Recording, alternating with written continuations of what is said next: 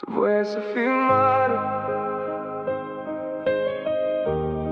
Ți-aduce aminte cum voiai să crești mai repede? Eu aș da orice să mai stau puțin acolo.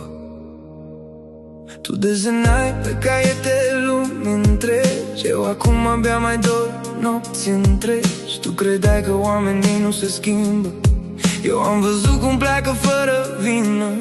Tu voiai bani și libertate, să faci ce vrei la orice oră noapte. Eu am tot ce visai când erai mic, dar mi-e dor de tine și atât îți zic. Nu te grăbi să crești, lumea nu-i cum o vezi. Adulții plâng și ei când luminile se sting. Tu voiai să fii mare, eu aș da timpul înapoi.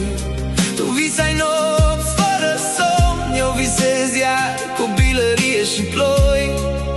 Tu voiai lumea întreagă, eu vreau liniștea din cartier. Ce ironic e viața, când eram mic voiam să plec. Mai țin minte serile de vară, când fericirea era simplă și ușoară. Acum alerg după zile mai bune, dar nimic nu mai are același nume. Tu credeai că iubirea rămâne, eu am învățat cât de rece devine. Tu voiai doar să fii ca mine, și eu aș da orice să fiu ca tine. Țin ascuns în mine copilul care credea că viața-i frumoasă mereu.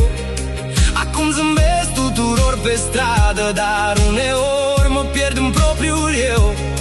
Dacă m-ai întreba acum ce contează cu adevărat, ți-aș spune: nu te grăbi să fii adult.